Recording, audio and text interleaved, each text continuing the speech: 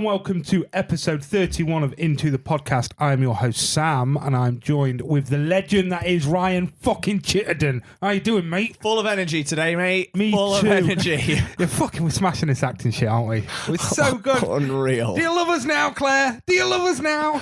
Probably not. No, probably. So tired. So tired of acting. It's more tiring than just being tired. I know, yeah. Fuck's sake, Claire, you do this every week. So fun, happy, good. Yeah. Good, Ryan, yeah? Great. Good, mate, good. I'm glad. Kyle was on the last episode. He was. That was fun. It was fun. I enjoyed it a lot, to be fair. Me too. I've got to say, Kyle is a fucking natural. He did smash it. Didn't he? In most areas. In most areas. I mean, like what? What would you say that he completely, utterly fucked up and it should haunt him forever? Oh, well, you know, perhaps being a bit harsh, but definitely should haunt him till the end of his time.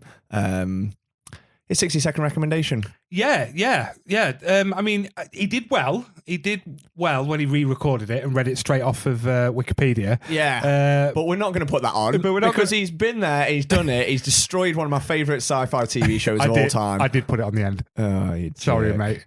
But I did put a disclaimer for it saying, Kyle's a prick. It was bad, wasn't it? It was bad. But like we said, Yeah. we needed that to happen because it's hard to get a recommendation in 60 seconds. And Definitely. like myself and you have done one live, and our guests always do one live, and it's really hard. We've had a lot sent in. It's a lot easier when you can just prep. God. Exactly. And you go, oh, that's a little bit over. I'll re-record it. Re-recorded several times, probably. Yeah, and we did put him on the spot. Bless him. He wasn't fully prepared, was he? It was very much a last minute. Yeah, we thing. did absolutely smash him on it. But like you say, not only did it have to happen for people to understand, it also had to be Kyle's because, I mean, if you're looking at something, the continuity of us ripping the shit out of Kyle. Yeah. Constantly. He is the butt of a lot of jokes, isn't he? So it had to be him. It could not have been like Max, or it could have been Rich Twiner. Rich Twiner's too perfect, unlike Kyle. What? Oh, the rivalry continues. The rivalry continues, my friend. We actually spent some time with Rich Twiner over the weekend. We did, yes. We went to a lovely wedding, our friend Iona and Jacob's wedding. Fucking beautiful day, wasn't it? Beautiful weather, beautiful people, beautiful place. Did you see how fit you and me were? You know what? I didn't. Did you not? I'll send you some pictures, mate. Oh, we look Thanks. fit. I didn't take many pictures. I never take pictures when I go out. No, Claire Really? took a couple of us. Your wife made us stand on the grass like we were Like we're school school kids. Yeah, going to prom, and she took photos of us. It was fucking adorable. It was, wasn't it? Yeah, and you and me are just oozing over each other because we're Matching ties. matching ties. Not quite Almost. matching ties. Unless you look in specific detail. Josh went to bloody Next today, and I should have got him to buy me the same tie set as you. Yeah, it's a good set. Because I got another wedding this weekend, as I've mentioned. Oh, yeah. So I could really could have done with that. There's always tomorrow. There is. Josh could always go tomorrow. Yeah, Josh, fuck you. Where is he? Josh, go tomorrow. Who as you told, Josh? Oh, he's in the room. He is with us. What else have we done this weekend? So we had the wedding. The wedding was beautiful. God, I drank so much fucking alcohol. Yeah, me too. I was thinking about this the next day, like we got there, we bought a couple of pints, then you get your free drink, then it's food time, so there's so much table wine, which you obviously smash as much table wine as possible. Yeah. Then it's time for the speeches, so you go up there pretending to grab 6 glasses for the table, but get them for yourself. Oh, yeah. Yeah. Yeah, that did happen. Yeah, then at the end of it, they put all the table wine on a separate table, which we just keep running back and forth to. So at this point, it's like we've been drinking for 5 hours on someone else's dime. And then I drank so much after that, an unnecessary amount. Unnecessary, isn't it? Yeah. It's a problem, really. Yeah, it is a problem. Maybe I should speak to someone about this. Yeah, I've been thinking this. I just can't stop drinking, it seems. It was great there. And the best thing about it was, I said this to someone, for the amount I drank and for the fact that I missed a whole meal. We had a McDonald's on the way, and I do not remember that. Yeah, you said the next day you didn't remember that. I don't remember. I remember seeing Claire randomly. I remember the vows happening, and then Claire was there at the end of the night. Everything in the middle was gone. It's a big blur for me. Yeah, exactly. But I also remember us being the sober ones, which was weird. I don't think we were. There was a lot of drunk girls falling around because I must have had 4 or 5 glasses of wine thrown at me. I'm not even joking. My jacket is absolutely soaked. I don't know what has happened there. My jacket, I left it on a table and someone must have spilt 18 pints on it. It was dripping. The next morning you could still wring it out, couldn't you? Yeah, it was insane. I can't. Yeah, I'm going to take it to the dry cleaners, and God knows, probably me. We could write a short story for the next Oscars, do a animated short of your jacket's timeline throughout that night. Yeah, we could do, couldn't we? We'd have to make it really sad, like lava. In it, some jacket wife dies or something. Like so it's a lonely jacket. A lonely jacket just going to a first wedding on his own. Yeah. Oh yeah. He loves love, but he misses love because his jacket wife got. And maybe that's why it was soaked, because he's been crying all night. Everyone thinks it's beer, but no, it's tears.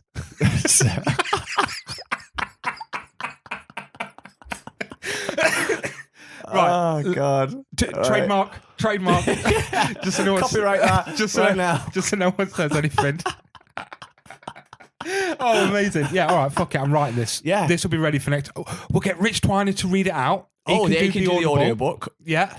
We'll get Drew to do the musical. Yeah. Kyle, he can do a 60-second recommendation of it afterwards.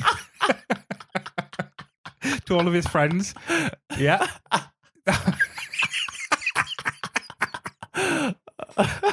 Oh dear. I love you, Kyle, so much. I'm sorry. Yeah. I don't know why he listens anymore. We got called out. I got called out by Drew. You did, yeah. This weekend because we've been giving him, you've been giving him some abuse. I've been giving him some sass, Anna. Some sass. And I think the problem is, it's because I've spent so much time with Kyle. And as we said last week, it's not as easy to slag him off when he's there. Yeah. But I've needed to let it out somewhere. He needs to be a keyboard warrior to someone else. Exactly. Or podcast warrior. Podcast warrior. And unfortunately, Drew's like the only other person that people know, really, don't they? In our little podcast universe. Yeah, exactly. So Drew, it's not your fault, it's Kyle's. We managed to play some video games this weekend, which is the first time you've played with me. On a video game anyway. 3.5 weeks, I think. About 3.5 weeks. Yeah. And it was getting ridiculous. It was, if I'm honest with you, because I understand you have a life and you're happily married, but what about me? This is true. I've said this to you before, and I've also mentioned this to your wife. What about me? Yeah. I get that. Hopefully, I'll take that on board. You get your head out your arse a little bit. You start playing more, because I'll be honest, we played Rocket League because Drew's update of COD didn't happen, and you was awful. You let the team down. I was streaming, so there was several thousand people watching. Mate, I was doing some fantastic bumps. Backflips. Backflip for days. I saw a fantastic backflip. Yeah. It was one of those things of like, because I was on stream, I couldn't allow myself to get as mardy as I used to get with you. It's like a protective factor. Like, you can't let the world know how mardy you actually get. So I've got free reign to just piss you off. And I've just got to be like, oh, Ryan, you cheeky scamp. And really, I'm just fucking so angry. I just Which backflip in particular really got to you? I can't remember. There was just one where... Was it the kickoff? It was a kickoff, and I don't know how you did it, but you managed to backflip the whole length of the fucking pitch. And I don't know how you did it, because you can't do that. The physics don't work like that in the game. But it somehow happened, and I just see you in the background go, wee. I was having a great time. You were having a great time. Yeah, I didn't do very well, but I was having fun. And that's all that matters. It's not the winning. It's the pissing you off that counts.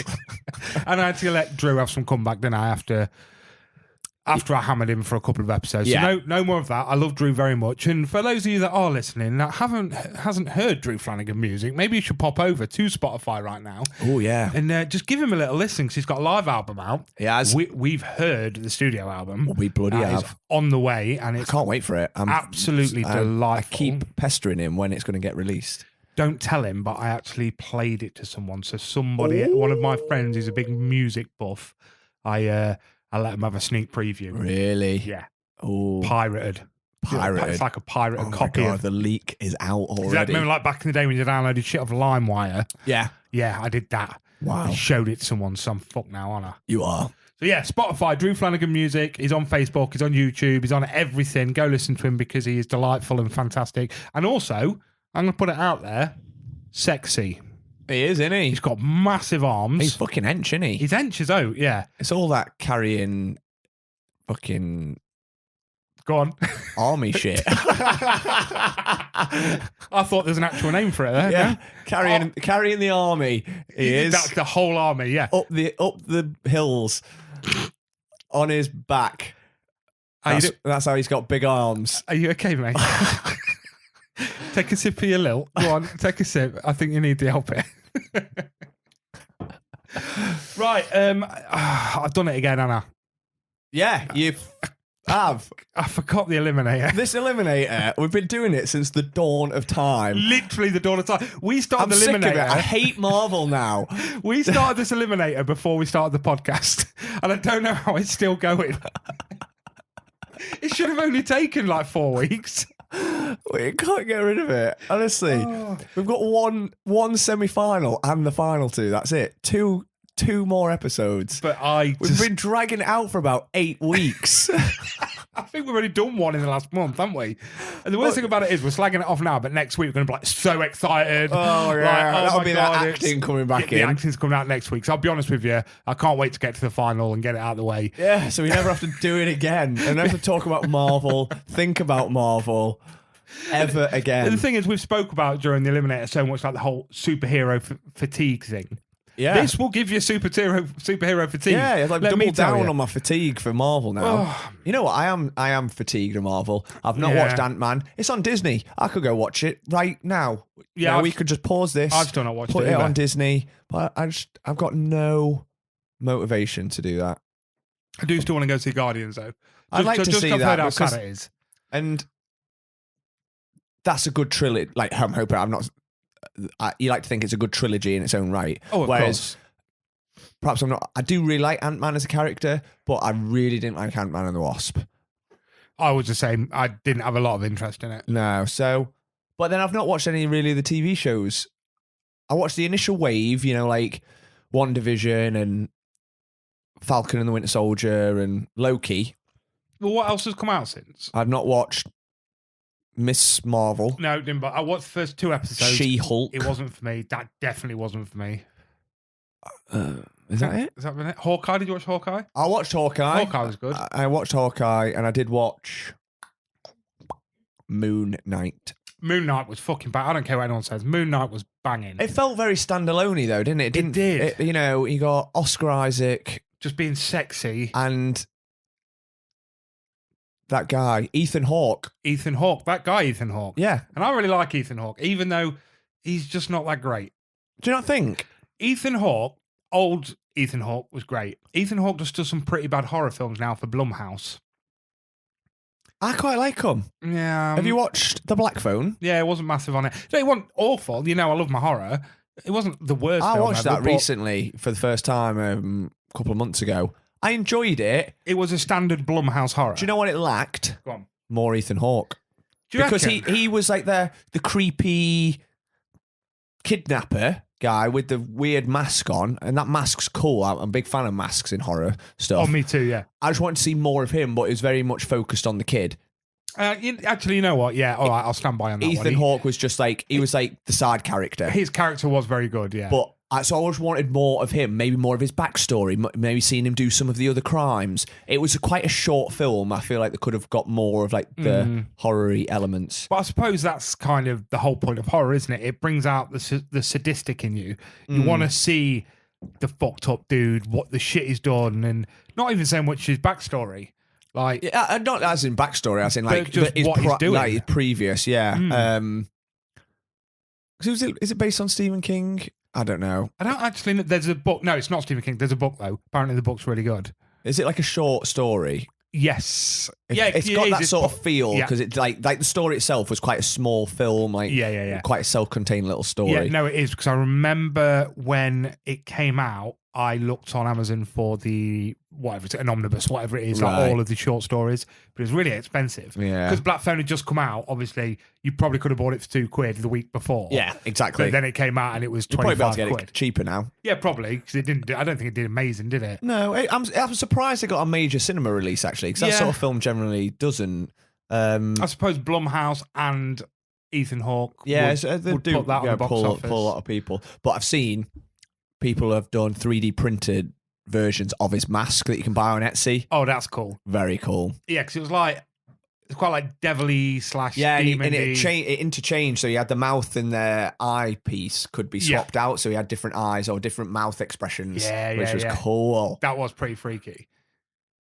You can rely on a horror film down to either a mask or, as I spoke about that possum recently, the film was dog shit, really, but the puppet, the look and the feel of the puppet's head was so freaky that it intrigues you, even if the story isn't great. So, yeah. I suppose that definitely is what kept me going on that film. Yeah. Because the rest of it's just a kid trying not to get killed. Which was all right. It wasn't bad. It just was, like I said, yeah. It was what it was. It was what it was. It was. Right, should we get this energy up and do some snacking? Yeah, keep the energy going. Because you look hungry, mate. I'm not going to lie to you. I am not hungry in the slightest. You just cooked me a banging meal. I did. You did? I did. You know what? I was a little bit disappointed with that meal because I normally make it for two. Like, if I ever do it, I like do it for me and Josh or me and Bobby or whatever. But I always do chicken and bacon. And I swapped it out because, obviously, you being vegetarian, I tried it with halloumi this time. It was quality. It was nice, but just making it for four of us, I didn't get the ratios quite right. I think it was spot on. Spot on. Bit better than the frozen pizza we normally get. It was, mate. You could make me that again. Now? Maybe an hour or so. Yeah, I'll give it an hour. Wait till after this. And we'll have snacks first. All right, fuck it. Let's do a snack then. Drew, you beautiful, handsome young man who I would never say anything negative about ever again because he terrifies me because, again, massive arms. Massive. Massive arms. Army carried. Sing us in, baby. Here come Sam and Ryan, listen to them both speak. They've come 2 hours on with their pop culture critique. But are you even a nerd if you don't overread? So come on everybody, it's the snack of the week. Again, Ryan, not just snack of the week, snacks of the week. Oh, we're branching out. We love food. This doubling up is becoming one of my favourite things, I'll be honest. Yeah. Sorry, my spikes are very big on the sound today, so if my voice is really loud, sorry, but I'm not going to do anything about it. Yeah, it looks fine. I like looking at the spikes. The lovely spikes. So I bought these at the same time as them chocolatey puffy things that we had the other day. Oh, the weird ones. The weird what's it things that I still can't stop thinking about. Really? I'm just thinking about Little Moons these days. Oh, Little Moon. Oh, my God, Little Moons. I don't think these are going to beat Little Moons. I think anyone's going to struggle. But they do look fantastic. Do they? So, what I've got for us, my friend, is a Jertsenker Family's Wafer. Jertsenker. Said like a fucking pro, mate. I love Jertsenker. What the hell are you on about? I don't know. It's Polish, and I'm not very good at reading things. Wafer. It's wafer with fucking chocolate and cream in it, and they look banging. Have you had one before? No, but they were cheap. Ah, well, that's what it matters. Yeah, exactly. So again, we've had this type of thing before. Just have a look at them. You know what these are. Yeah, everyone's seen them before. They're a staple. They're a staple at the finger food buffet. Yeah, okay. Aren't they, these type of things? And I know I bloody love them. And, we're trying to stay away from shit, horrible, crazy things like gummy bears. So, oh, God, the fiery demon. This worries me, because as I went to get the snack of the week out the drawer, I jokingly, haha, Sam, you're so funny and full of jokes. I got out the bear and I went, oh, Ryan, look, whee. And you looked me dead in the face and went, oh, we're doing it, are we? Yeah. We're not ready. I can't. Instant backtrack that you made. Oh, it's so jokey Sam. Look at him making his jokes. Joke. And oh, no. No, take your fucking joke back and eat that gummy bear, you little bitch. Yeah. Maybe just nibble on his leg. I don't want to. I'm so scared. Nibble on his ear. That hole in my tooth's bigger now. I don't know what I did. Just commit. Put it right in there. Get all the gummy up in that tooth. Oh, that sounds gross. I don't want to get gummy in my tooth. Right, eat this wafer. Stop talking about gummy bears. It's not have we had a wafer like this before? I feel like we have. We had another. Did we? A different branded sort of wafer thing. I don't think so. I think we have. Some sort of wafer. Have we? I think we had a wafer. I'm not sure. Because these are very much just like blue ribbons, aren't they? These are blue ribbons, yeah. But without the chocolatey outside. Yeah, just plain blue ribbons. We definitely had some sort of wafer before. Have we? A thin one. It had Kinder in it. Oh, them things, the Kinder cards. Yeah, they were slightly, they're different, mate. But the wafer. Yeah, they were still wafer, but they're different. They were different shapes. Look, we're only 31 episodes in. I don't want people to know that we're running out of snack ideas. I mean, we could double up on different brands. That's fine. I had a Whisper today and it was fantastic. Gold? No, just a standard. Just a standard. Just a standard. Nice. But it was a fucking delightful Whisper. Mm. You forget sometimes, like, you know, because it's only 2 mouthfuls of Whisper in it, let's be Yeah. honest. So when that first mouthful went in, I was like, oh yeah, cheers. A friend at work sort of passed it to me. I was like, oh bro, in my mouth, and immediately just started melting. Melt I in was the like, mouth. oh, and I had it, my friend, with a Fanta fruit twist. Ooh. Oh, now I love a Fanta That's fruit twist. naughty. That is a naughty drink in it. Naughty combo, that. Yeah, and I loved it. So we need these fake blue ribbons. Yeah, I sit these fake blue They're ribbons. quite thin, actually. Not as thick as a blue ribbon. No, they're not. They are very thin, and this is why they're different to the Kinder cards. They were also thin. Stop fucking ruining my day. You bully me worse than Sam bullies Drew and Kyle. Right. Quite dry. Give me a moment. Okay. That's a good 15-second silence waiting for the flavour to come. Has yours come yet? No. No, mine not either. Is your mouth drier than the Sahara Desert? Yeah. Yeah. It's like a blue ribbon, But shit. but shit. They're not covered in chocolate. It's like a blue ribbon minus the only good ingredient on a blue ribbon. I thought this was a fucking good idea. Fucking hell. I miss those other things that we had. The Kinder card. Should we get Kinder Cards again and just call them something else? Yeah. You're gone for a second, though. Yeah, fuck them. Yeah, we don't taste of anything. It's basically like not eating anything. Wait, this is like eating celery, mate, minus calories. It's so dry and crusty. I've coughed loads of it onto the mic. Lucky for you, mate. Into the podcast's biggest fan, the Ginger Jedi herself. The Ginger Jedi. Ginger Jedi 95, so to speak. She bought us Shaken Udder Choco Lush milkshake. Oh, that looks immense. Now, let me tell you something, mate. Not just made with chocolate. Not just made with chocolate. Made with fucking Belgian chocolate, mate. No way. Yeah. The best of the chocolates. So what I'm going to do is, right? The What best I'm gonna do is, country for chocolates. the best, no country for chocolate. Then. That's what I said. Yeah. Yeah. What I'm going to do is, I'm going to open this. I'm going to pour as a glass. Okay. And then just before I drink, I'm going to take a bite of that shit wafer so my mouth is stupidly dry. So you really get to appreciate washing it down. That wafer is basically a palate cleanser, isn't Yeah, it? right. Yeah. So let me get. Oh, that is Oh, it's thick. thick Milkshake. Oh, that is thick. Very thick. Thick. With 2 C's.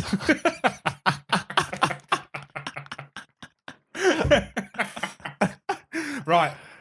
That looks good though. It does look fucking banging, doesn't it? Oh, shit. Right. Shaken Udder Choco Lush milkshake made with Belgian chocolate, mouthful of fucking...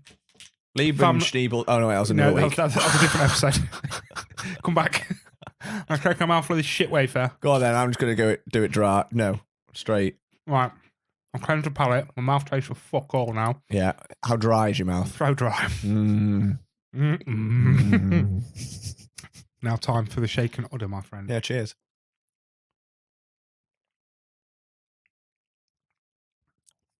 Oh, that's rich. That is Belgian, that, innit?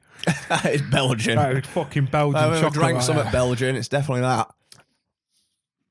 I said, when she passed it to me, I went, oh, chocolate milkshake. She went, yeah, it's better than chocolate milk. I was like, there you go. That's all we need to know. That's the standard. That's all we need to know. As long as it's better than chocolate milk. Choco Mel. Weird aftertaste. What's that? Or is that the wafer? That's got a bit of a weird aftertaste. Mm. Kind of reminds me of some sort of alcoholic drink. I just got that. Bit like a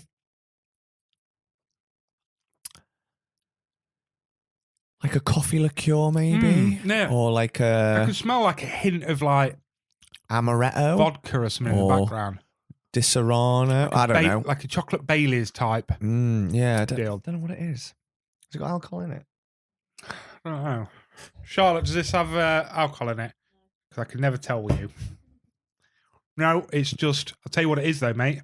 I'll tell you what it fucking is.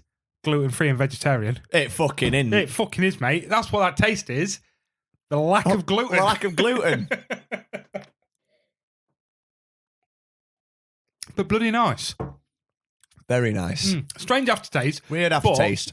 The aftertaste is of alcohol, and we fucking love alcohol. But then again, that could just be The flashbacks from the weekend. Yeah, the pretty much constant alcohol that we have in our body. Doing really well. You'd not drank for a few weeks before that, to be fair. Trying to cut out, Trying to cut it out. Because you're getting fat in it. I am. Sorry, did you want me to do something? I wanted to keep talking because I had a mouthful of drink. Yeah, I know. I just like watching you in silence. You just stared at me whilst I did the keep going You did the signal with my hand. God, we haven't practiced. I forgot what the signals mean. I thought that would be silent and stare at me.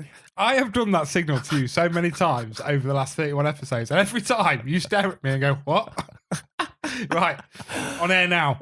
This means say something or keep going. Keep the conversation going. Okay. Right. Okay. I need training. Right, we're going to test this again. All right. You ready? Yep. Yeah. Oh yeah, chocolate milkshake. Yeah, chocolate milkshakes, nice. Did you enjoy that, Sam?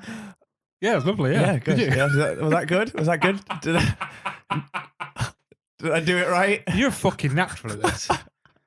You're gonna replace me with Kyle, aren't you? That was about as good as Kyle's 60-second recommendation. That was. Bone density. Kyle, I love you so much. I really do.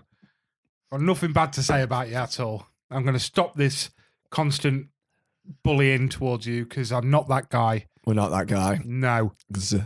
You shit at 60-second recommendations. Right, what's next? What we got? What are we talking about today?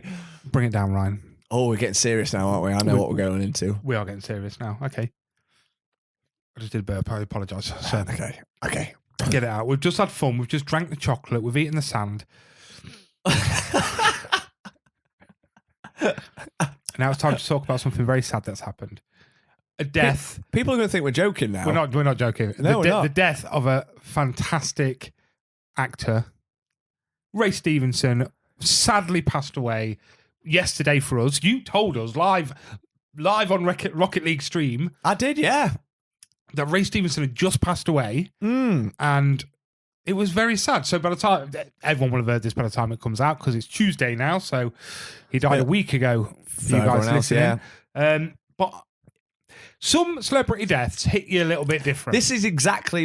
I'm glad you said that because that's exactly how I've been feeling about this. Like Ray Stevenson is one of those actors that probably we'll say his name now, and I bet most of the listeners will go, "Who?" A lot of people said that, haven't they? And he's one of those actors he's in so many things. He's in so many massive franchises. Very rarely is the lead. Yeah. And he pops up everywhere. So I think if he's in something you love, you automatically know who he is. So yeah, but I'm glad you said that because I feel like this one shocked me quite a lot, and I don't know why. Because I enjoy him in everything he's in. I wouldn't say I'm a diehard Ray Stevenson fan. I've always enjoyed him. I don't know why it's hit me a little bit. I think it's because he's just a staple, isn't he? Yeah. You know, if you see Ray Stevenson in something, you're going to love it. You're going to be like, oh yeah, it's Ray Stevenson, he's great. Again, he's just a fantastic side part. Yeah, that's it. And maybe it's because he was in a lot of stuff when I was growing up, because I can remember one of my sort of guilty pleasures is the King Arthur film from like 2004, the Clive Owen one. Yeah. And he's in that. He plays one of his knights. I think that must have been the first thing I saw him in. And then he was in the TV show, the HBO TV show Rome, which is quality. Yeah. And he plays kind of the lead, even those massive characters. Him and Kevin McKidd, they're like two fictional characters. A bit like Forrest Gump. It's like two fictional characters set in like a real... interacting with real historical figures. Yeah. Like Forrest Gump does. He bumps into everyone famous. So he was great in that. So maybe as a kid, I've always known who he is, like a kid growing up. And then he's just someone that you recognise and everything. Oh, it's Ray Stevenson. And it's maybe shocking as well because not very old, 58. 58 years old. No age at all. And we don't know anything about his death as it stands. All we know is he was taken to the hospital whilst filming in Italy. Was he? Yeah, he come down very poorly and he got rushed to hospital and passed away, bless him. That's all we know so far. 4 days before his birthday. Yeah. Heartbreaking. Well, he's one of them. He's like, I mean, I literally don't know anything about his personal life, so I don't know if he's like been like a, like an alcoholic or a drug addict or anything like that. He doesn't seem like it because he always looks like he's in great shape and looks after himself. Absolutely. And I think it's kind of, so for me, I get quite attached to characters and especially actors who play characters. Now, The Punisher is one of my favorite characters of all time, whether it be in the graphic novels, on TV. It was very weird. So before John Bernthal was the Punisher, we had two Punishers prior to Ray Stevenson.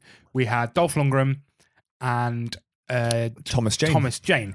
Now, whereas Warzone wasn't overly liked by people, Warzone was nowhere near as good as the Thomas Jane one, but definitely a better depiction of the Punisher. Right. Because the Tom Jane one was a revenge story about a family man who lost his kid and he's just lost his kids and his family and whatever, and he's out for revenge. Yeah.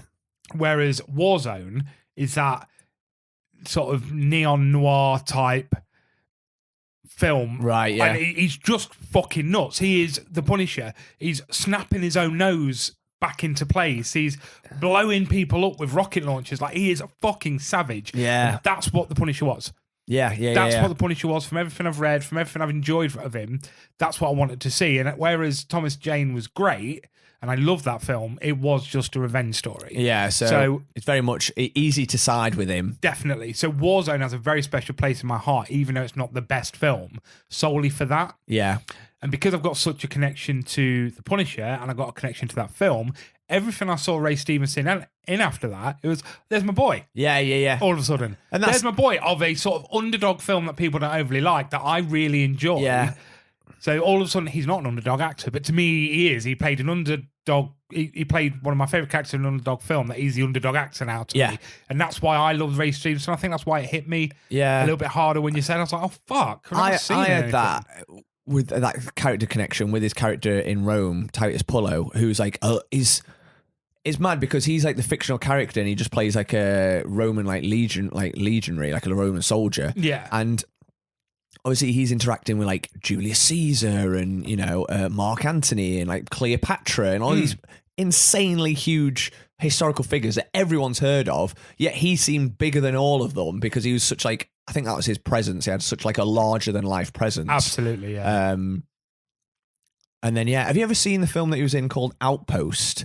No, I haven't. Which was him and Richard Brake, who is another one of my favourite actors. I love him. He's in loads of like horror films and stuff. No, it's one of those films that I used to always see on like Netflix or something like that and always wanted to put on. Yeah, so it's one of those films, it's like a proper B-movie horror where they're like mercenaries in like Eastern Europe or something, and they get like a tip-off about a bunker. It's supposed to have like gold in it or something like that. No, or is it they just get paid? They get paid by someone to go and escort this guy down into it. And anyway, basically they start getting attacked by like Nazi zombies or whatever it is that were like buried in that area. Yeah. And it's just a mad film, but it's like there's action in it, but it's very much a horror film. Yeah, I think it was my old man who told me that, because he loves all shit like that. Yeah. And I love that. It's sort of like Last Man Standing, they're all just sort of like trying to defend this outpost from like hordes of the undead. It's like, it's just a fun film. Yeah, and you need that from time to time, don't you? Someone you love, well, two people you loved, in just a random horror that you've got to put no attention to. You can just enjoy it for what it is. And most people go, oh, that was a shit film, but you enjoy it for what it is. What do you want? Oscar nod? Not every film's got to be fucking Oscar winning, has it? No. Screw you. It's our podcast. We'll like Outpost if we want to. Yeah. And I do. Yeah, I've actually got it on DVD. Have you? Yeah. You've got everything on DVD. I have a lot of DVDs, yeah. They take up a lot of room. Yeah, I was trying to find a problem. I was trying to find the speakers that I leave at your house the other day. He was like, third drawer down. Every drawer was just DVDs. Yeah. Every single drawer. They were in drawer. that drawer, I told you though. Were they? They were under DVDs. Oh my God. I only left them there a few weeks ago, so you must have got more DVDs. Well, I've been sorting that room out, and I've been sorting that second room out. I've moved it all around. I've changed the feng shui. It's looking sexy in there. Thanks. I've got all my Comic-Con pictures up on the wall now. Yeah, you have. Me and Michael Bean. It's... You and Sean Astin's behind the TV. Sean Astin can go, Go in the bin. behind the TV, Sean. That's where you can go. Be grateful. So I can only see you when I'm stood up kind of close to the TV looking at Michael Bean. Yeah. And then when I look, oh, there he is, look. Yeah. There was that other guy that was there. Yeah. Michael Bean was there. Made me wait for ages. Bastard. Yeah. Anyway, back to Ray. To be fair. So go on. No, I was going to say my second favourite role of his after the Punisher was The Book of Eli. I love The Book of Eli. I think it's such a great film. I really can't remember it. I've seen it once. I think probably not long after it came out, and I really can't remember it. Yeah, I loved it. I thought it had everything I needed in it. You're right, everything I needed in it. And Denzel is in it. And Denzel, Gary Oldman, obviously Ray, post-apocalyptic. Yeah.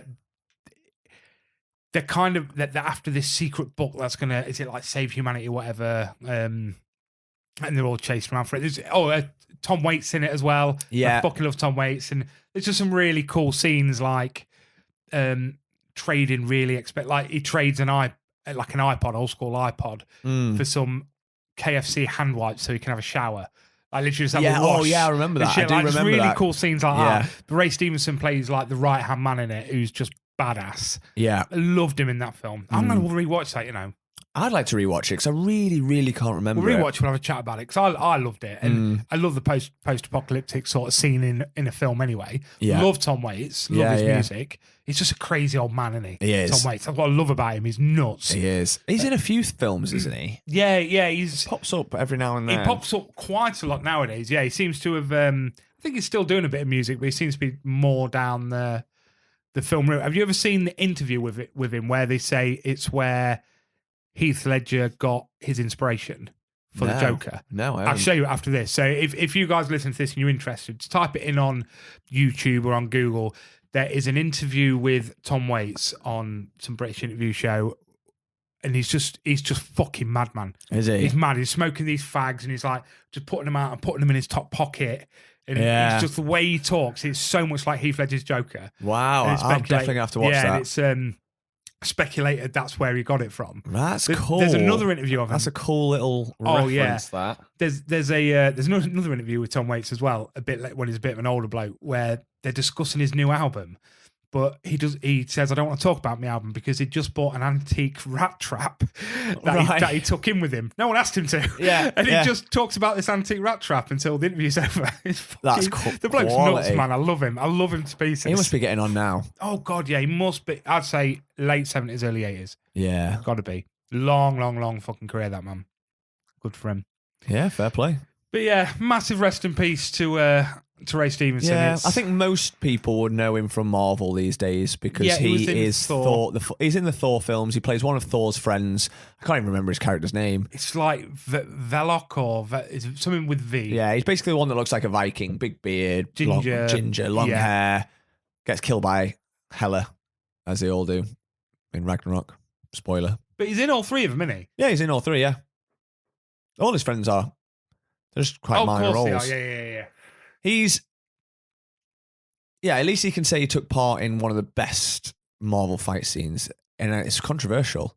Interesting. From the first Thor film, when they fight the Frost Giants, like Kyle was saying this last week, actually. He wasn't he? That is a quality fight scene. It's like pure fantasy rather than superhero-y. I don't overly remember it because it's Thor 1. Yeah, the rest of the film it goes downhill massively, but that is actually a really cool fight scene. You get all the different the characters. It's almost more like a D&D adventure because they're all like these weird, like quirky characters. You know, got like him with the big axe and stuff, and the guy like with his posh sword, and there's like the Japanese guy. I love that guy with a posh sword. Yeah, he's like so great. you know, so it's quite cool. And then like Loki, who's like the magic spellcaster and stuff. It's more like D&D than it is Marvel, but yeah. So all right, fair enough. He made it twice into the Marvel universe, not the MCU, but into the Marvel universe. One of them didn't go down too well, but you know what, Ray, up there, you beautiful man, it went down well with me. Yeah, that's all that matters. And let's be honest, that's all that matters. Yeah, that's it. So that went down with me, and Outpost went down well with Ryan. Yeah. So I might stick that on later. Yeah, fuck it. Let's do it together. Go home, put it on. We'll play it at the same time. Do a little watch party. Together. We'll just talk about how sexy he is and how much we're going to miss him. But there is good news. Ray Stevenson is the main protagonist in Ahsoka. Yeah. So Antagonist. So not bad guy. He's the bad guy. That's the one. He is like an evil Jedi, I think he's Yeah. playing. So that's fucking. So he's got 2 things coming out. I did make a little note. So he's got Ahsoka, where he's playing Baylan Skoll. He's also got a film coming out called 1242 Gateway to the West, where he plays a Hungarian priest stopping the Mongolian army invading Europe.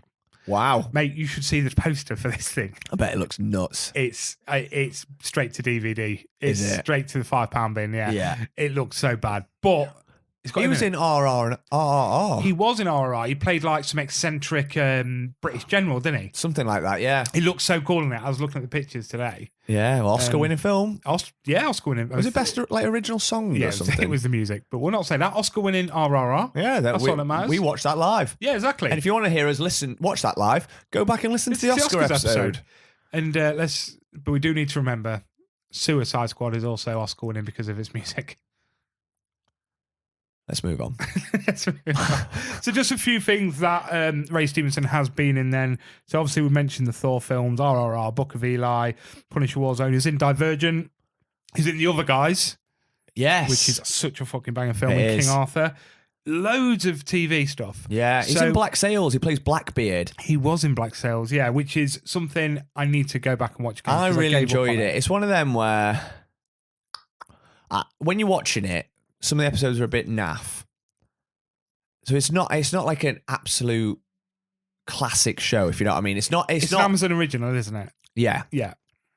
And so it's not one of them where it's like the greatest show you've ever watched, but you go on such a journey with the characters. I feel like by the end, it was one of those where I was emotional when it finished because I felt like so much had happened and you've been on such a journey. And do you know, if that makes sense? Like, it's not like when you're actually in the thick of it, you're like, well, it's all right. Yeah. But come to the end of it, You don't want it to end. You want to see more of whatever they're doing. It's Yeah. not, for example, your Breaking Bad's where massive shit happens a lot. This is just bits happening, but constant, going along, seeing how they come out the other end of it, and just growing. But then I with it. also got that when I finished Smallville, and Smallville's terrible. Never watched it. I had no interest in that. Me and my friend John watched all 10 series in our third year of uni. Oh, lucky you. Yeah. Smallville, that's Superman, isn't it? Yeah, well, Clark Kent, because he's before he's Superman. Wow. That was a commitment. That was one of the hardest things I've ever done in my life. Is he Superman in the show? Sometimes, but not really. Bear in mind, this is like Clark Kent in the early years. It's a show that ran for 10 years and he's still not Superman. That was why it was just such a frustrating show. It was one of those shows where you'd have one episode come out and it'd be an absolute banger, and you'd be like, "This is class! Like, I'm all about this. Let's get the next one on." And then the next 4 or 5 episodes would be absolute garbage, like some of the worst telly of all time. You're like, "Fuck this! I'm not going to watch anymore." But then they throw in another quality episode. You go one and more you get episode, hooked then I'm right done. back in. Yeah, I hate it when they do that. And then that's what it was like. But it's just a ridiculous show because Smallville is the little town that, where the meteor crashes. Where Kal-El is, as in like falls down, and all the kryptonite's there. So kryptonite's in all the town and it's all used for everything. So like, it's one of those shows where it's like a villain of the week type thing. It's like, this week, someone used kryptonite to help feed her bees and now she can control bees. And it's literally like, oh my God. Like she's a villain, like a super villain. Do you know what I mean? That controls the bees. And then one episode, someone makes chewing gum out of kryptonite and then he can turn into like Mr. Fantastic and stretch everywhere. And then the next week they put kryptonite to make petrol and then the car goes evil. That sort of shit. Oh, that sounds dog shit, mate. I am bored listening to you talk about it. But then they throw an episode in where it'd be like Lex Luthor and Clark Kent do something, and it's like more Superman. That was quality. Michael Rosenbaum is in that, and he plays Lex Luthor, and he is actually class. He's really, really good. He's the sort of person that he's He's really trying in a very bad show. Yeah. But they're the sort of people that make it work. Of course, absolutely. Because without that, you'd be like, well, what's the point? Yeah, at least the characters are likable. It's a stupid, ridiculous show, but like in Tom Welling, who plays Clark Kent, you know, you are sort of rooting for him. Yeah, and, like, yeah. Classic American show where everyone is stunning as well. Of like, course. the nerds Yeah, are just like supermodels with glasses, on. And the hair is up. Yeah, But as soon as they take that pen out of the hair, mate, and wiggle the hair, you know, they turn up to prom. No one's invited them to prom, but yeah, hair's down now, tits are out, and everything's fantastic. Exactly. And the cool kids are like, oh my God. That's real life, isn't it? I think so. That happened at my prom. I just turned up with my hair down and my tits out, and everyone loved me. Yeah. So you're a very lovable guy. Yeah, Lex Luthor, that's a weird one, because who thought Jesse Eisenberg could make a good No Lex one. Luthor? No one ever thought that. And do you know what? No one thought that beforehand. And you know when they played him? Still no one thought that. Why? Everyone Why? thought, yeah, not Why? even. Oh God, that was. Didn't in that show? Right. So let's get this right. Lex Luthor. Didn't he become evil in the show because? No, didn't he become evil in the comic books because he went bald, or something like that? I can't really remember. Like Did the that comic books are so old, though, Yeah, aren't I'm they? sure it's something random as fuck like that. Like Lex Luthor's character went bald and is just really pissed off about it. It's either that happened in the comic book or that's what they did with Jesse Eisenberg and it didn't work. Can't quite remember. But my God, why? Why would you do that? That actually thinking about it is annoying me. Do you want to know a random story? Yes, please. A little nugget into my life and Go my on. psyche. When I was watching Smallville, Yeah. me and John, as I've said, are you doing that thing? Do you want me to? You didn't do the signal for me to carry on talking. Oh, sorry, carry on. All right. I mean, you are You're having a drink. You are talking, so you may as well carry on. Okay, so I thought it was any time you have a drink. I'm still not sure on the rules. Go. Right. Anyway, what was I saying?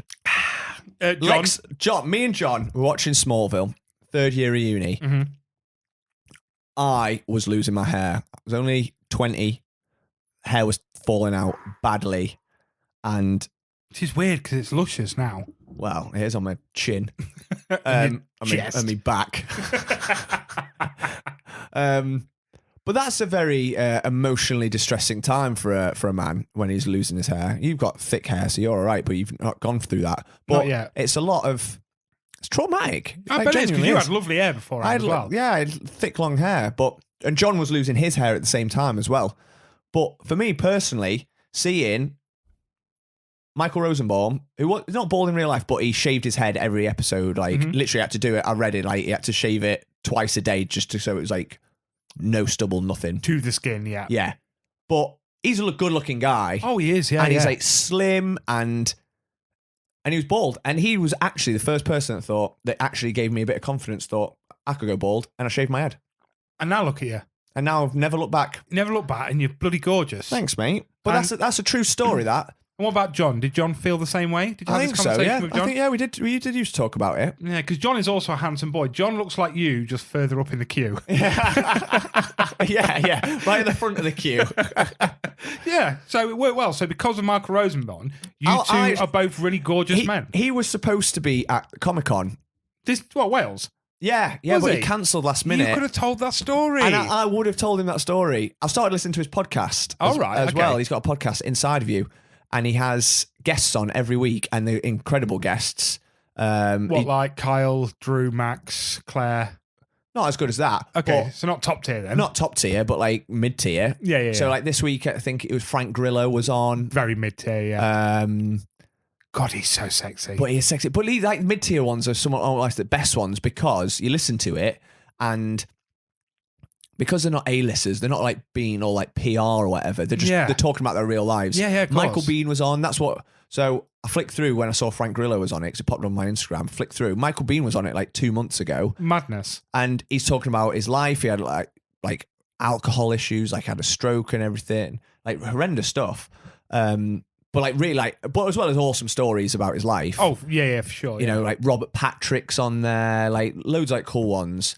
But But what I thought was quite nice is he acknowledged that I started listening to the Frank Grillo one, and he acknowledged that, I was supposed to be at Wales this weekend. I'm really sorry to everyone, like all my fans, because it was like a family emergency. I couldn't get out of it. I'll definitely rebook and stuff. I was like, that's quite nice to acknowledge that. Oh, absolutely. On like a public forum, because people cancel all the time, last minute, when you've already booked tickets. Because a few people backed out of that one as well, didn't they? Yeah, that's what I mean. And if you've like pre-booked, it could be the whole reason you go in. You could be cross country. Yeah. A 7-hour drive to go see one person. Yeah. But before. Yeah. So if Michael Rosenbaum goes, I will go up to him and I'll tell him that story about how he gave me confidence to be bald. That is a beautiful, beautiful story. It is. And he'll be there listening to it with a full head of hair, mocking me, be like, oh, I'm so glad. Whilst he flicks his hair back and forth. He'll be twirling it. Yeah. Probably be like dangling in my face.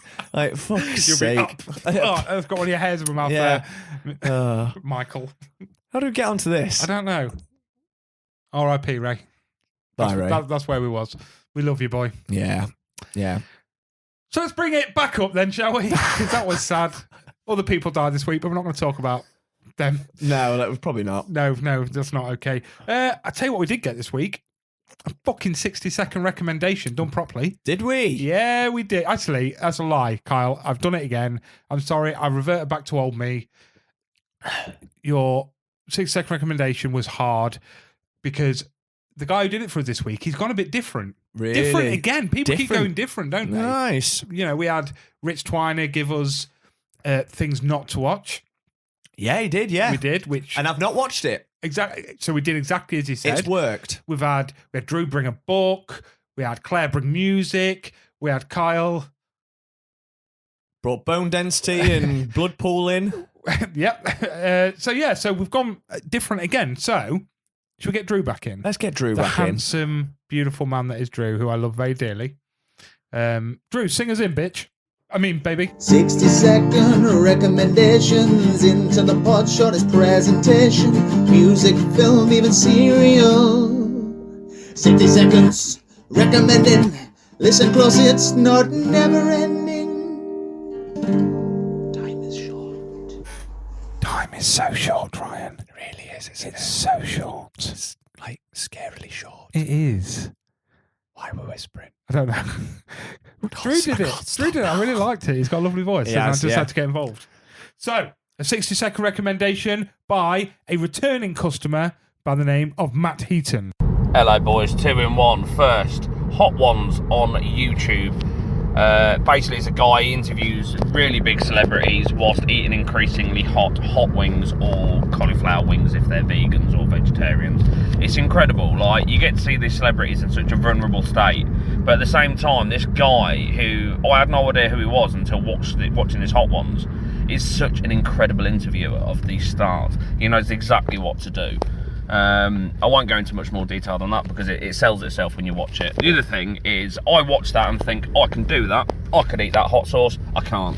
I went to Chuckfest. There was a hot sauce stand and you could try them. I went for the hottest one that there was that I could actually try. I nearly fucking died. Don't do it. It's not worth it. I felt sick. The saliva coming out of my mouth was ridiculous and my entire body was sweating. Don't do it. But yeah, those are my 2 recommendations. Watch Hot Ones. Don't actually eat hot sauce. Good luck with the bear. And also, get me on your podcast. Bye! Well, I want to start by saying I do hope he wasn't driving. That didn't sound too convincing. Sounded windy. It didn't sound windy in the background. I hope he was just stood in a wind tunnel. Yeah. He likes to do that, I've heard. Yeah. Look at what we all know about Matt. In fact, when we bring him on, that's what we can interview him on. His times in wind tunnels. Yeah. So many questions about it. How do you hear things in there? So, have you watched any of Hot Ones? I bloody have, you know. Have you? What have you seen? I'm trying to think of the ones I watched recently because it's something that just pops up on YouTube, like random suggestions. Yeah. I watched this morning. Go on. Not because of that. Was it Pedro Pascal's? Pedro Pascal. I knew it was going to be Pedro's. Yeah. This was recent, wasn't it? I've Yeah. seen bits of it. I didn't watch it all. He takes fucking hot sauce like a champ. There's one that destroys him. There's one that he doesn't like, which is apparently the one that gets small. It's like the nuclear whatever. Right. But But yeah, don't give a fuck, mate. Loves his hot sauce. Yeah. Just eating them like a champ. One of them is like, oh, you bugger. Oh, that's hot. And that's it. And it's so Nice. sexy and just being outstanding. That's fantastic. Yeah. It's really, really annoying me with who I watched recently. I saw a female do it once. I'm And it gonna have might to- have I'm been gonna have to someone like YouTube it. ScarJo or someone like that. I'm sure it was ScarJo that might have done one. Who? Scarlett Johansson, mate. You know, like Platty Jubes and Platty mate. Jubes Oh, and mate. stuff like What just happened? Who even are you? that. I'm the biggest ScarJo fan ever, mate. Fucking ScarJo. I don't understand. Right, it's going to really annoy me, so I'm just going to keep. I'll do the thing to you. I'm doing the thing. I'm doing the hand. All the hand right, so I'm signal. going to carry on talking. Yep, Who Yeah. would I like to see eat hot sauce? that's a great question Hmm. for you. I know who it was. I found him. It was Colin Farrell. I watched not long after he did Ooh. Banshees. Interesting. I wouldn't mind watching that. How does he take his hot sauce? He does it pretty well, to be fair. He does it pretty well, but he admits it's fucking hard. Do you know what I mean? He's not pretending. He's not trying to give it the big one. Yeah, because he's Irish, isn't he? Yeah. So I don't know. Are the Irish known for being like good with heat? Because I don't think any of their meals that you would go for, like an Irish meal, has a lot of spice in them, do they? Name 3 Irish meals. Lawn sausage. Oh, Scottish. Oh fuck, that is Scottish. Shit. Okay. When I went to Dublin, Guinness doesn't count. I had several burgers from several different burger joints Right. that were lovely. Were they They were in Ireland. distinctly Irish? Yep. An Irish meal? Something to do with stew. Irish stew. I'll Irish give you that. stew. Tick. 1 correct answer. 2 more. Does Irish stew have hot sauce in it? No. No. Well, It's got okay. So gravy in it. you 1 for 1. Gravy. You've got 2 more to go. Oh no.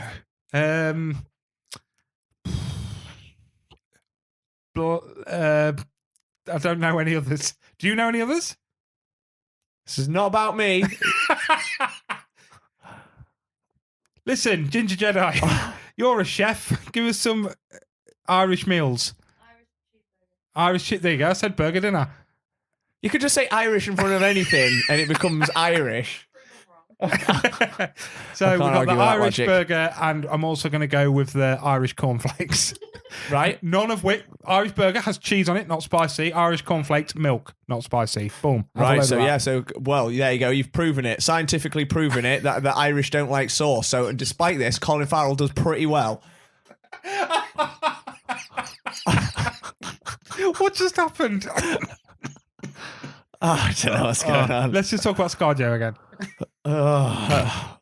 Right. Okay, who would you like to see eat hot sauce? You. No. Yeah, no. I really would though. I would. This isn't about me. I would like to see A that. famous actor. You're a famous podcaster and now an actor. Oh, this is true. Yeah. And streamer. Let's just remember. And streamer. Professional now. Get Yeah, paid for it, don't I? hit Get ticking paid for it now, all the bro. boxes, all the demographics. I think I would like to see Florence Pugh do it. Really? I feel like she's been on it. Maybe. Do you know why? Why? Because she's fit. That's it. Yeah, she is. I'd like to see her sweat. I get that. I was hoping for more of a drawn out silence then, just to make it extra weird. Doesn't need to be any more weird. You weren't supposed to agree with me. Go on then. Oh, sorry. I'm still waiting for yours. You're just looking at the ceiling. Who would I like to see eat hot, spicy food?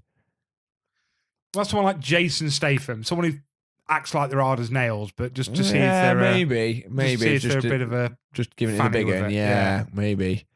What about our boy Stephen Graham? He'd smash it, mate. Just because I love Stephen Graham. He looks like the type of guy that has a Vindaloo on a weekend with 4 pints of Stella just for breakfast. Yeah, true. Doesn't he? Yeah, He's yeah, a babe, but you know he'd smash for it. very true. Michael Bean. Next. Oh, okay, done. I love Michael There Bean. you go. Let's move on with the podcast. Yeah. Okay, what's I don't know. I don't know where to go with Michael Bean.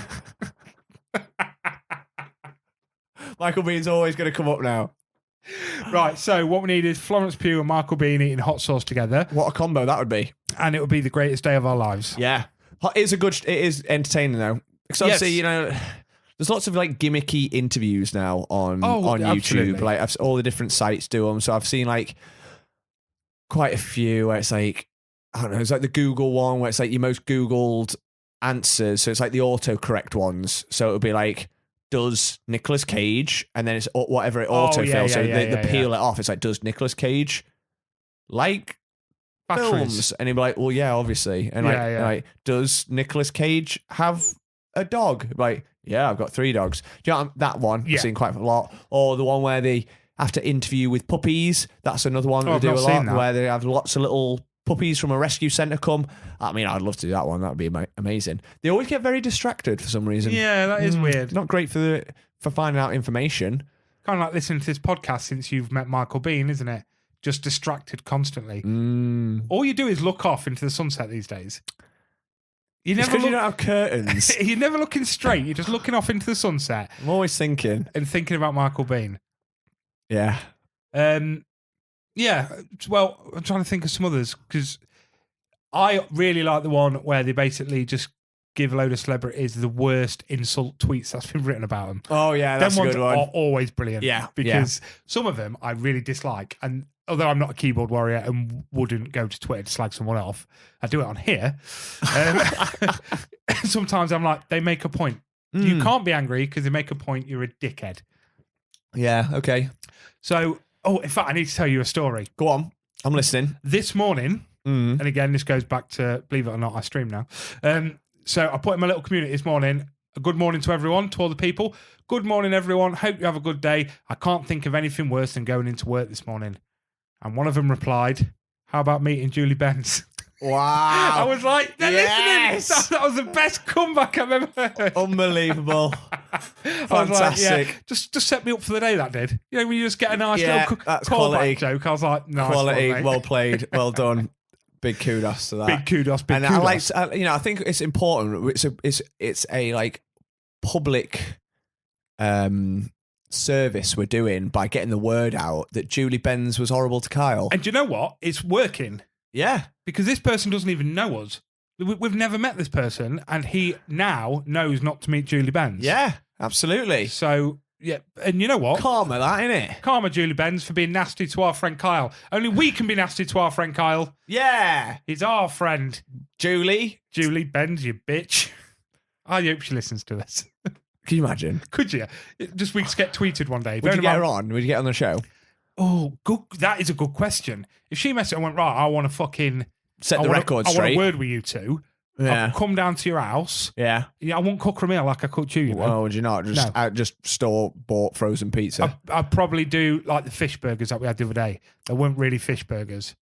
Yeah, they were just battered fish. Yeah, with a slice of plastic cheese on top. Yeah. Yeah. That's what she get. And I wouldn't even... And you know what? I'd get them really nice jalapeno poppers I always buy you and me. And we'll have them. You know what? You get 6 in a pack. We'll have 3 each. She'd have fuck all. Yeah. She'd just have the shit fish burger. Yeah, and we'll hide the gummy bear in there. Oh, yes. And then we can do hot ones. Yeah, that's it. Because she's still... our own hot ones. She might be a bitch, but she's still quite hot. And she'd be eating a hot thing. Double entendre. Yeah. And then she'll be like, listen, you two, slagging me off just as the heat comes in. And then she'll burst into flames. And then she'll disintegrate like a vampire, like she does on that show she's in. No, we won't watch anymore because she's horrible. Yeah. We'll skip your episodes. Does that happen in real life? Yeah. This is why I want to eat that gummy bear, because I don't want to disintegrate. I've got so much to do. I'm a really busy man. You are, aren't you? I need to go buy a new tie. Oh, yeah, you've been on about that since last week. Still not got around to it. Right, should we end this episode with a top 5? Let's do it. Where's the jingle? Because every now and then, you and me get together and we're like, we got anything for the episode? Do you want to chuck anything in? We go, oh, let's do a top 5. And we keep writing them and then not putting them in the episode because we talk a load of shit. It's always good to have stuff in the bank. It is. So I've actually got a list of quite a few top 5s that we're going to pull out. But this one was a random pull that I really like. It was random. It was a good one.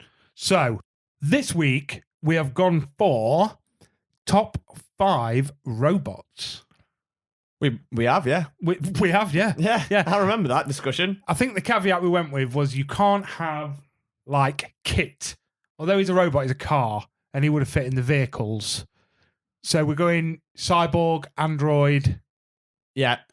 I mean, standard robot. Standard robot. So that looks like a robot. Yeah. Are we going? We're going all pop culture or just film, TV? I've gone just film. Okay, and But I'm happy to. I wasn't discrediting TV. I mean, technically mine are all film, but one of them is way better in the TV show, not the film. Oh yeah, it's fine. So, okay, so film and TV we're going for then. Yeah. I said to you before this, I think 4 out of 5 might be the same Interesting. for the two of us. I do. Interesting. Because we have spoke many a times about different types of robots. Yeah. And every time we normally come to like one of the best. We decide it's one of the best. So we'll see. I want you to go first. Okay. I'm going to pick probably an obvious one. Mm-hmm. A very obvious one. Mm-hmm. The T800.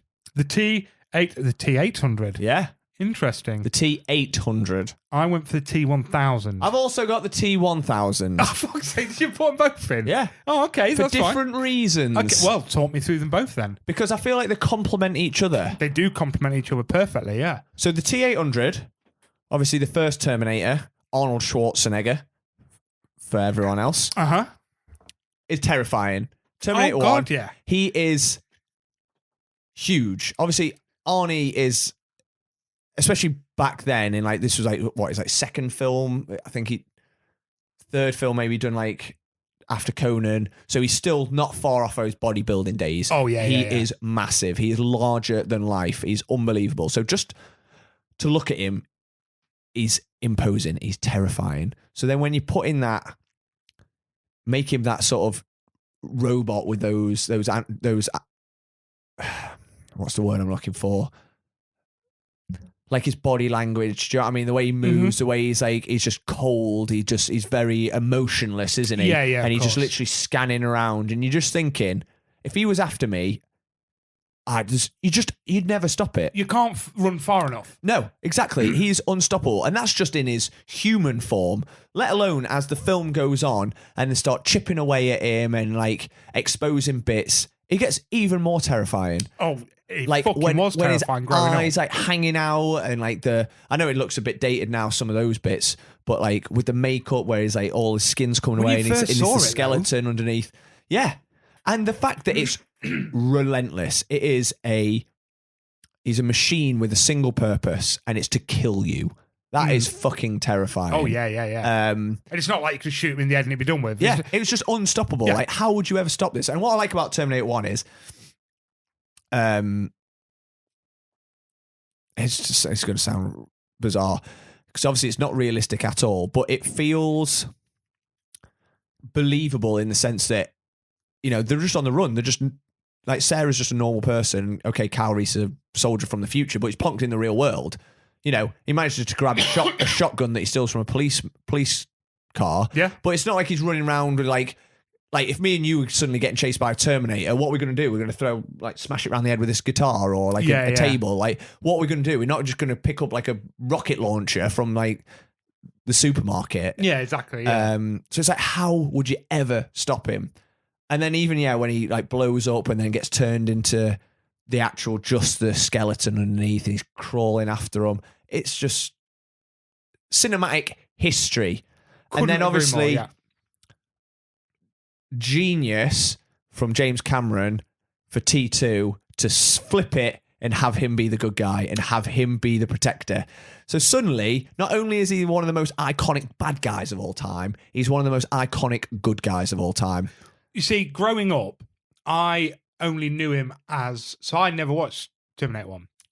I watched that after 2. I did. So when I first saw him as a bad guy in Terminator, I was like, what the fuck is this? Yeah. Because I knew him from T2. Yeah. So it was all very strange for me. So it's quite weird saying we now know him as a good guy. I knew that's what he was to me. Yeah, and I totally get that. I think that's what he was when like a lot of toys come out around that time when I was a kid of all the T2 toys and he was the protector. Yeah. So, and obviously you get that emotional connection with him. You know, you've suddenly gone from, oh my God, like, let's get away. If he ever turned up, I'd be terrified, to, I want my own Terminator. I want my own T-800 to protect me. Quick, hide in his jacket. Yeah, and I to do whatever I want. Just like, grab that guy or like, Just rip his head off, please. Yeah, so that's really cool. And then the latest series, like obviously from 3 onwards, he became a bit gimmicky and a bit PG. But let's not talk about him there. But we don't need to, because 1 and 2, unreal. Yeah. Which leads us nicely onto the T1000, I think. Go to the T1000. You talk about the T1000, then I've just been talking about the 800. I went T1000 over the 800, I think solely just because he was the upgrade. Oh, yeah. As much as I love Arnie's Terminator, I was terrified as a kid of the thought of Robert Patrick being able to squeeze through bars, turn to molten metal. Yeah. He gets shot and the fucking bullet puts a massive hole in him, which sucks back to his normal face. It was fucking terrifying that he can turn his arm into like a massive knife joust thing. It was, again, what you're saying is you are never getting away from the T800. That was amplified so much more with the T1000. And I totally agree. The T1000, arguably, you could make a good argument for the one of, if not the greatest villain of all time. I'm with you. I am with you. Terrifying, incredible. I suppose at the time as well, from a film perspective, it was technologically incredible. Such an advancement. I think. What year was T2? 91, I think. Wow. Okay. So, and I'm pretty sure Robert Patrick was, here's a little fact for you, Robert Patrick was the first ever actor to do motion capture.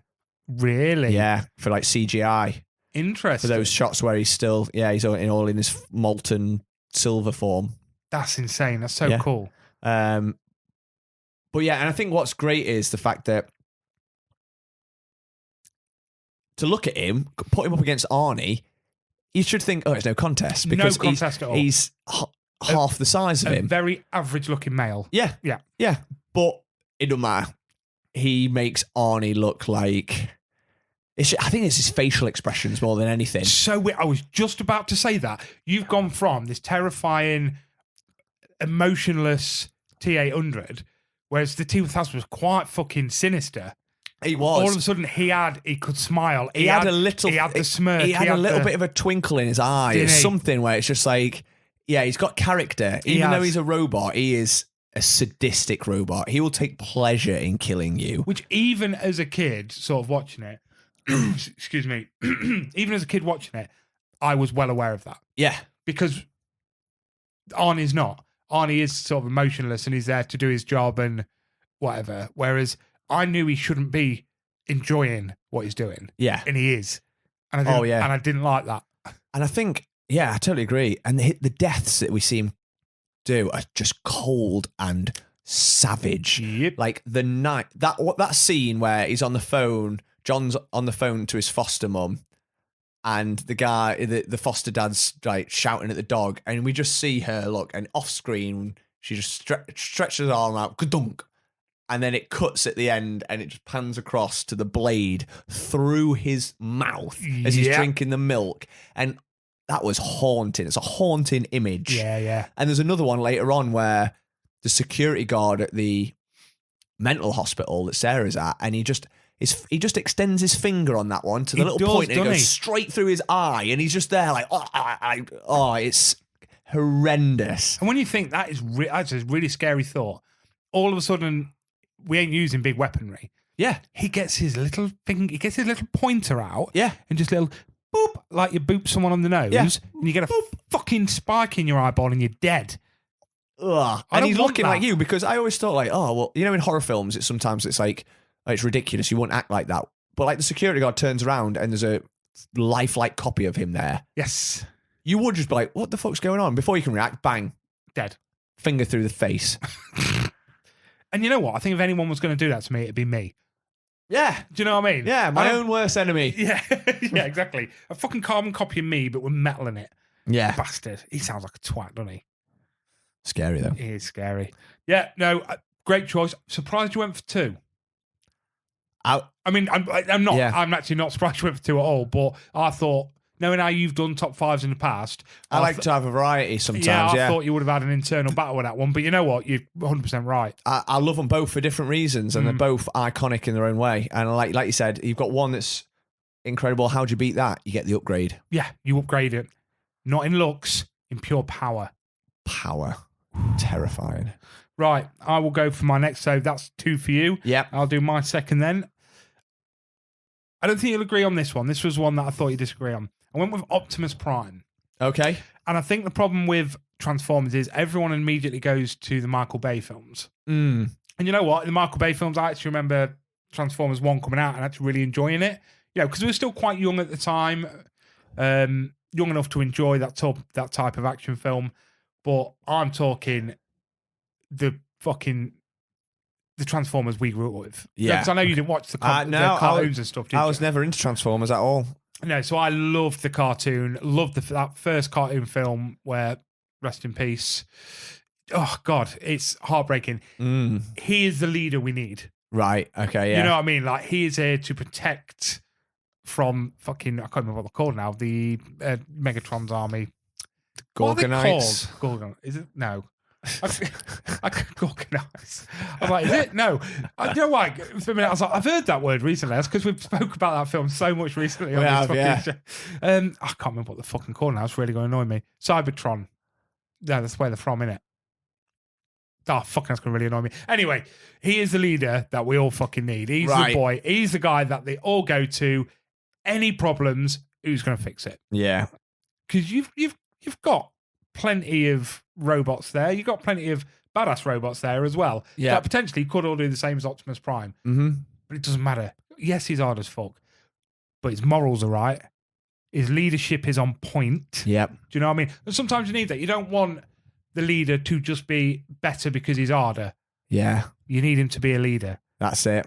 And that's what I respect most about Optimus Prime. I like that I think he's a boy, you know what I mean? Yeah, I get and that. still to this day, even in the Michael Bay fuck films, he's still that leader. Yeah. You know, so Optimus Prime, just a little shout. It'd be bottom of my top 5, I'll be honest. Really? Okay. Yeah. He was more of a childhood thing to me. I do think he was ruined a little bit with the films. That's a shame. But yeah, that's a childhood one for me. Nice. Like So that. let's have your third. I'm going to go for another big franchise. Mm-hmm. And I'm going for the Alien franchise. Interesting. And I'm going for Alien, the original. Mm-hmm. And I'm going for Ash. Interesting. Do you know what I mean? No. Have you not seen Alien? Yeah, I've seen Alien. I can't think Ash, though. Ash. So I assumed you'd go Bishop. No, you'd 'Cause- think that. Because I went Bishop. Did you? I I thought did, you yeah. might go Bishop. So I've gone Ash. Keep talking. I'm just going to Google. So Ash is... he's doing the signal. I'm doing the signal. I'm just going to have a look. Because as soon as I see it, I'm like, oh, yeah, of course. He's Ian Holm plays him. So Ash is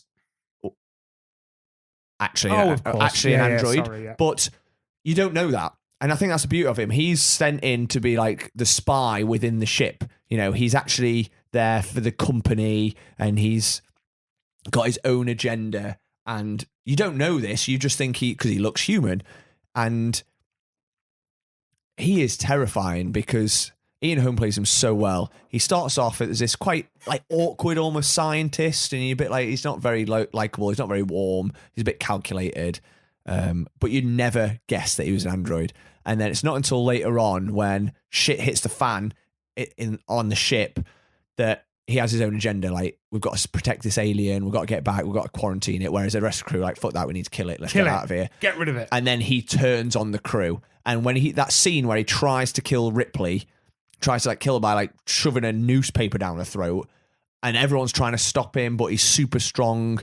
It's terrifying. And that's iconic, you know, when like obviously the smashes to pieces, but then like all the milky blood comes out. That is a disgusting scene. Yeah, it is. It's terrible. You know what? It's scary. Yeah. And it is. It's literally just like milk. Yeah. Just milk everywhere, but it's grim and it looks painful. I know. And then the bit where they bring him back to life, but his head's been knocked off, so they rewire him. It's just his head on the table, and he's just covered in that milk, and he's just spitting it all out constantly. And even there, he's just talking. It's just done so well for such an old film, like 1979 or something. It is so good. Like, I think it's iconic. Yeah. And I think it's a shock factor for him because you don't know that, and I love that. And it's not until then you could go back and rewatch that film and probably pick up on little nuances and things, and you think, actually, you rewatch it with a whole new perspective, thinking, he's a fucking robot, man. Yeah. This whole time, we never ever knew. So I love that, and I love like the twist of it. So I think as a character, fantastic. Interesting. You know what? Now you said that, I see why you went Ash over Bishop. Yeah, and that's why I went Ash over Bishop. So for me, Bishop, because you know what he is. Yeah. You know what he is from the beginning. He's not trusted because of what happened. Mm-hmm. And in a way, weirdly, you kind of feel like Bishop is trying to prove something when he's not. Yeah. Do you know what I mean? Yeah. None of them trust him, and they're real vile to him. And well, Ripley is certainly. Well, yeah, Ripley. But you kind of, you feel like he's trying to prove it, but there's nothing to suggest that he kind of is. If you get what I mean? Yeah, absolutely. He's just doing what he's doing. You It's just his don't job. trust him because of Ash in Exactly. one. Yeah. And that's, again, I think the genius of James Cameron for writing this film and the way he gets the characters is because for the whole film, it's the total opposite of one. So in Alien 1, you have no idea that this character's an android. He gets revealed at the end and he turns evil and tries to kill everyone. Bishop, it's told right at the start, you're an android. Yep. And then for the rest of the film, you're waiting for him to turn evil, but he never does. He never is does. just a good guy. You do nothing but love him more and more, scene by scene. Everything he can to help the crew. And I love that because even then, you still just don't quite trust him. Yeah, you're right. Because you're like, you're kind of expecting Cameron to just fuck us over, aren't you? Yeah. You're like, yeah, we know what you're going to do. But he doesn't. He doesn't play onto any of those tropes or anything. That's why, like, Ridley Scott and James Cameron both great at writing characters, or if they're not right at directing them and in their films. But I love that, and they bounce off each other so well. Yeah. I could have happily had Bishop in my list, but I thought I'd go for the original this time. Another terrifying death. Oh God, yeah, Terrifying. Yeah. There's just something about, I can see any of them crew members get decapitated and be like, okay, yeah, see them fuckers go, because it's not normal, it's not natural. The colours that come out of them shouldn't come out of them. Yeah. You know, the fact that they're robots, the faces move in a different way. Yeah. It's scary, man. It is scary. Yeah. So, again, two fucking great franchises there. Yeah. Terminator and Aliens. Yeah. Two great ones. Cool. Go again then. Okay, I'm going to change. Oh, changing up last minute. Change it up. I like it when you do this. Mixing it up. I'm going for a totally different. I'm going for Wall-E. Yeah, I got him. Yeah, I thought you might. Of course I got Wall-E. Oh, what a character. All he wants to do is hold a hand. I know, he's so cute. He is the robot version of me. All I want to do is clean and hold hands. Yeah, and I love the fact that he's there. He's just trying to help the environment by cleaning up the mess, and he's just like the only one still going. And what they do with Wall-E that's so amazing is they get such emotion from a robot. He doesn't say anything. His eyes just drop. His eye things just sort of go down a bit, and you're like, Wall-E. Oh, he's incredible. I love his character, his determination. Yeah. He's just a good guy. He's just kind. He is a Disney character through and through. He's a Disney character through and through, and it's beautiful, and it's a lovely film. It's heartwarming, and he's the heart and soul of that. Yeah. I don't need to say anything more, I don't think, about Wall-E. Absolutely. Like I say, for me, the reason I picked him is a joke. I relate to him. Yeah. He gets up, he just stays happy about normal day-to-day bullshit. Like, you know, don't need anything more. Don't really need anything more. Cracks on. Just wants love. That's all he wants. He does. And also, not only that, we both have an incredibly nasty shitbag of a friend called Eve. Wow. Who we love dearly. Brutal. I love her so much. In fact, years ago, I bought my little and the novelisation of Wall-E. Oh, right, and I was reading it to her, and it was like, Eve is mean. So I photoshopped Eve's face onto it and sent it to her. And it was just like, I feel this book so much. I love you, but why wouldn't you love me? Be my friend. Amazing. Yeah, Wall-E, absolute winner. So how many have I got left? I think we've both got one left. Only got one left. Yeah. And of course, Of course, it is the MVP of robots, the MVP of his whole fucking franchise, R2-D2. I knew you were going to go R2-D2. He is the MVP of Star Wars. Nothing would happen without that guy. Nothing. He is fantastic, at yeah. all. Yeah. Everybody would be fucked. Oh, but yeah. all he is little bleep bloppy fucking trash can that's just like, yeah, whatever, it's R2-D2. No, watch it. Watch the storyline. Yeah. We'll be screwed without him. We Oh, need absolutely. him. We get to where we get because that boy is there bossing life. Doesn't ever get thanked. No? Ever. He just cracks on, does his shit. And also, I like the fact that he just zaps people. It would piss him off. Yeah. He can't really yeah. do much. He can't go out there and shoot and lightsaber people, but he can zap them with his little can. finger. It's kind of like the T-1000, just not as hard. But he does do the boop. Boop, boop. Get away from me. Yeah. I mean, yeah, R2-D2, absolutely iconic. He's not on my list, but he could well be. Yeah. Everyone knows who R2-D2 is. He's like this little cheeky chap. And again, and what I love about the way George Lucas creates him is he's got such character. You know, he doesn't, again, he just does little beeps and boops, but you know exactly how he's feeling based on these little beeps and boops. And they've got little emotions. And yeah, he's just a loyal friend, isn't he? That's there. Of course he is. For It doesn't everyone. matter where he is, whether he's... Because he's normally in the belly of the fucking fight. Yeah. As well. Yeah, When yeah. everyone's- he's in the middle, like, doing the fucking spy shit. Yeah. You know what I mean? Whether he's doing that or whether they're just back home drinking blue milk, he's your best friend. In space. He's the one with his head out the fucking Yeah, I know. spaceship. But I love it as well. He's like Wall-E, he's got a massive range of emotions, and despite him and like Wall-E, they don't look humanoid like a lot of the other ones that we've picked. So They are just robots. They are just robots, but you get such attached to them, like you get so attached to them, and I think a lot of that is because of their emotions and their Yeah. I agree. characters. Yeah, great Okay. pick. So I'm interested in your number 5. So we got I've got one more. I've got one more. Yeah, no, I'm just saying All right, we yeah. got 2 the same then, didn't we? The T-1000 and Wall-E were the 2 that we matched. I said Yeah. 4 out of 5. So Yeah. okay, Fez. But then not far off with Bishop. Interesting. No, yeah. Right, let's see. My 5 last then. one, bit more like my original ones. Another sort of androidy, synthetic type person that you think is human, and I've mentioned him, I think, on episode 1. Interesting. I've gone for Roy Batty. Roy Batty from Blade Runner. Correct. Yes. Yes. Rutger Hauer. Yes. What a character. Completely forgot about Blade Runner. Yeah. When I was thinking about what would have the same, of course you're gonna have fucking Yeah, the Roy Batty. replicants. So he's a replicant. So the replicants are created to basically do the jobs that humanity don't want to do. So soldiers or laborers, or they're basically human slaves in the future. And, you know, if they escape and get back to Earth, then Blade Runners have to hunt them down and kill them. And Roy Batty is so charismatic. Rutger Hauer is fantastic. This is one of my favorite characters of all time. Again, he's another one where he is terrifying. Mm-hmm.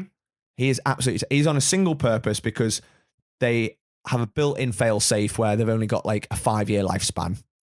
After that, they'll die because obviously they're too dangerous to be allowed longer. Yeah. So he comes back, tries and wants to find his maker, the Tyrell Corporation, and he wants to live longer because he's lived an incredible life, and he's now got these emotions and these feelings, and he's starting to feel human, and he wants to live longer, which is such a trait of humanity. Oh, absolutely, yeah. And I love the fact that he's not a simplistic, I'm a robot with a single purpose. He's not like the T-800 or the T-1000. He is the opposite of that. He's thinking for himself. He wants to do better. He wants to live more. Don't get me wrong, he's a sadistic killer and will do whatever it takes to get what he wants. But he's got a group of people that are around him that he loves in his own way, that are his own little family of replicants. And it's just, he is a scene stealer for me. I just want to watch him more and more. Obviously, the bit where he kills Tyrell and puts his thumbs in his eyes is always a gruesome death, but for anyone. But that one in particular, it's horrific. And then the whole chase sequence with Harrison Ford at the end. As a kid watching that, it was scary. That's all on the rooftops. All in the rooftops, yeah, and like through the abandoned buildings and stuff. And he's like topless. He's just in like these shorts in the pouring rain. But that scene is one of my favourite scenes of all time at the end, where he's sat on the rooftop and he's dying. He's sits and saves Harrison Ford, like saves Deckard. And he's just sit there and he just does his like little soliloquy, his little speech at the end about how, you know, he just reels off some memories of his life and just says, oh, all these moments will be lost in time, like tears in the rain. And it's in the pouring rain, like the dove flies off. It's a beautiful shot. And he's just there with piercing blue eyes and his bleached white hair. It's unbelievable. It's just some of the best cinema of all time for me. Yeah. Absolutely love it. Yeah, again, that's one of those films that I watched once for the old podcast, and I loved it. I was talking about this the other day, and I said, I've only seen the new one. And then I was like, no, I haven't. I haven't seen the new one. It's the original one I watched when we spoke about him. And I loved it. And I don't know why I haven't watched it more, because I did love it. Yeah. It's great. You should definitely go back and rewatch it. Yeah. Definitely do that. And I would say to pay a particular focus to Rutger Hauer's Roy Batty, but I don't have to say that because he will steal the scenes that he's in. You will anyway. He is just, he's scary. It's just his eyes. He's got one of them that, like, I think if you were in his presence and he was looking at you like that, you would shit yourself. Pants. And he's another one that can just do it with a look. Yeah. And he just feels a bit unhinged as a character. So, yeah. Which, yeah, very weird. The bad guy you kind of agree with. You're kind of rooting for him in a way because, like you've had a shit life and you've been made to just go fight in loads of horrific wars and now you want to like live a bit long and you're going to die later, and he'll come into the end of his life and he just wants to live longer. Yeah. Yeah. I love a bad guy you agree with. Love it. Yeah. Well, great. I've got a lot of bad guys in my list. I've got 4 of my 5 are bad guys. You bugger. You love a bad guy, I know. Robots make great bad guys. They do make great bad guys. Yeah. Interestingly, I've got 2 James Cameron robots and 2 Ridley Scott robots. You have. Yeah. Surprising. I didn't think people would see you enjoying them. No. Bit off the cuff. A bit random. Sorry, bit random for me. 31 episodes sort of expressing your love. No. I got Wally in there, though. Yeah, you did. But again, you've spent a few episodes expressing your love for Wally as well. Yeah, exactly. Down to that beautiful little Wally you've got in your house. Yeah, we have. I love it. Yeah. I want to sleep with him. I want to take him to bed and just cuddle him. Why not? You can do that next time. Yes. Right, well, that is all we have time for, ladies and gentlemen. So a massive thank you for listening. And as always, if you can like, share, add to your story, write us a review, give us 5 stars on Spotify. All of that stuff does help. It's really nice. We're getting more listeners these days. We are expanding out a little bit. So what I would like to put out there is we're sort of turning up a lot at the minute and just speaking off the cuff and just talking because that's what people told us they like. They like it when we just get together and just chat shit. So we don't plan a lot these days, do we? No, we don't have really themed episodes anymore. We have our little segments that we'll try and incorporate, but the themed ones just take a little bit more prep time, don't they? Which we're prepared to do. Yeah. We just like some ideas, I guess. Yeah, exactly. And that's what I want to put out to everyone. Please get in contact with us. And I know we have our beautiful band of few that constantly like, share, comment, get involved with everything we do. Let us know what you want to hear.